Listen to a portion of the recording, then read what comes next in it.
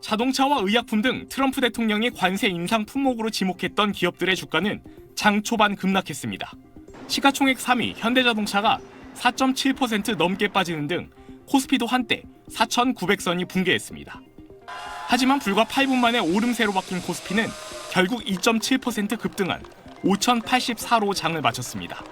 종가 기준 처음으로 5,000선을 돌파한 데 이어 5,100선에도 근접하며 다시 한번 최고치를 경신했습니다. 트럼프발 관세 악재에도 시장이 반응하지 않은 건 타코, 즉 트럼프 대통령은 항상 물러선다는 인식이 작용한 걸로 분석됩니다. 지난해부터 관세 부과와 유예, 철회를 반복한 트럼프는 최근엔 그린란드에 파병한 유럽 국가들의 관세를 부과했지만 강한 반발에 나흘 만에 철회했습니다. 대미투자특별법이 국회에서 통과되면 이번 관세 부과도 없던 일이 될 거란 예상이 우세했다는 분석입니다. 한국 정부가 대응을 했기 때문에 결과론적으로 시장에서는 또 한 번 트럼프 다코가 나올 가능성이 높다. 트럼프의 협상 전술이라는 것을 조금 인지를 하고 있는 상태고, 시장에선 모레 예정된 삼성전자와 SK하이닉스의 지난해 4분기 실적 발표에 대한 기대가 더 강하게 작용했습니다. 삼성전자는 주당 16만 원에 근접했고 SK하이닉스는 80만 원을 돌파했습니다.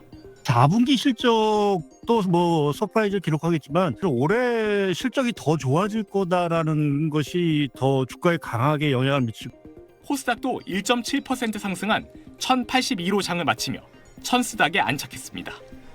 다만 원달러 환율은 불안 심리에 5원 오른 1446원으로 주간 거래를 마치며 닷새 만에 상승했습니다. SBS 박지현입니다. 4년여 만에 폭등한 코스닥 지수가 1000포인트를 넘어 한때 매수 사이드카까지 발동한 26일 인터넷 커뮤니티에 올라온 한 게시글이 화제가 됐습니다. 작성자는 시총본이 어질어질하다며 코스닥 상장사인 레인보우 로보틱스 회사 전경 사진을 올리고는 시총 14조, PER 7,000배, LG전자 시총이 16조라고 적었습니다.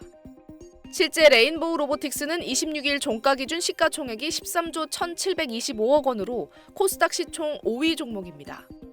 한국거래소에 따르면 이 종목의 PER은 2024년 사업 보고서 기준 6,172배입니다. PER은 주가가 1년 주당 순이익의 몇 배로 거래되는지 보여주는 주가가 얼마나 비싼지 나타내는 지표입니다. 쉽게 말하면 지금 수준의 이익이 유지된다면 PER이 몇 배인지는 투자 원금을 회수하는 데 걸리는 기간을 뜻합니다. PER이 10배면 이익이 늘지 않고 그대로일 경우 10년이 걸린다는 건데 6,172배란 수치가 나온 겁니다. 물론 지금의 이익이 아니라 미래 늘어날 수익에 대한 기대감으로 주가가 오르는 경우도 많아 PER이 높다고 바로 고평가라고 단정할 순 없습니다. 하지만 코스닥 시총 상위 10개 종목 지표는 그걸 감안해도 PER이 상당히 높다는 평입니다. 시총 1위 알테오젠의 PER은 346배 수준이고 시총 9위 리가캠바이오는 817배를 넘습니다. 코스닥 시총 상위 10종목 중 7종목은 적자로 PER이 아예 집계되지 않는 걸로 나타났습니다. 이 때문에 정부의 강력한 코스닥 부양책에 대해 일각에선 투자자들이 경각심을 가져야 한다는 우려의 목소리도 나오고 있습니다. 정부는 연기금과 퇴직연금이 참여하는 20조 원 규모의 코스닥 밸류업 펀드 조성도 추진하고 있습니다. 이에 발맞춰 여당은 최근 코스피 5,000 달성 이후의 과제로 코스닥 3,000을 다음 목표로 공식화하기도 했습니다. SBS 김민정입니다.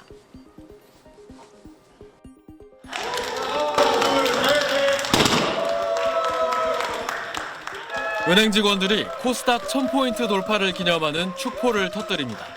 오늘 코스닥은 지난 금요일보다 70포인트, 7% 이상 급등한 1064.41의 거래를 마쳤습니다. 4년 만에 1000포인트 이상으로 올라섰고 종가 기준으로도 닷컴버블 시기이던 2000년 9월 이후 25년 만에 최고치를 기록했습니다. 시가총액도 582조 원으로 사상 최대치를 나타냈습니다. 지수가 급등하면서 장 초반에 거래를 일시 중지하는 매수 사이드카가 올해 처음으로 발동하기도 했습니다. 반도체와 자동차 등 코스피 대형주에 쏠렸던 관심이 바이오와 2차 전지 등 그동안 소외됐던 코스닥 중소형 종목들로 옮겨간 걸로 분석됩니다.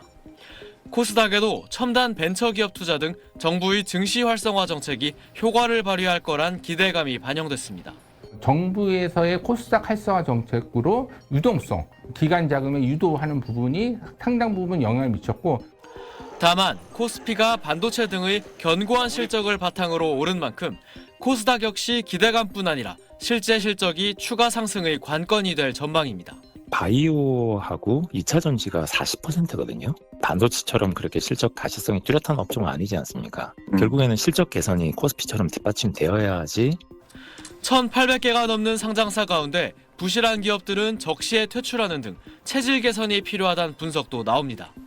성장성 있는 기업들이 분명히 있는 만큼 옥석 가리기를 통해 시장의 신뢰도 제고가 필요하다는 지적입니다. SBS 이태권입니다.